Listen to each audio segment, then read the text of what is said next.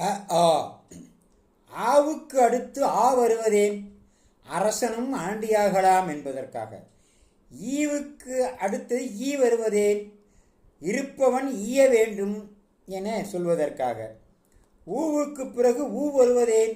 உழைப்பே ஊக்கம் என்பதற்காக. ஏவுக்கு அடுத்து ஏ வருவதேன்? எதையும் ஏன் என்று சிந்தித்து பார்க்க வேண்டும். ஐ மட்டும் ஏதோடும் சேராமல் தனித்து இருப்பது ஏன்? அதற்கு நான் ஐ என்ற அகம்பாவம் இருந்ததால் தனிமைப்படுத்தப்படுவதற்காக. ஓவுக்கடுத்து ஓ வருவதேன்? ஒற்றுமையே ஓங்க வேண்டும் என்பதற்காக. எனவேதான் ஐதான் என்ற குணம் நான் ஐ ஒரு மனிதனை தனிமைப்படுத்தி ஒரு பெரிய பள்ளத்தில் தள்ளிவிடும். தமிழோட அழகை பார்த்தீர்களா?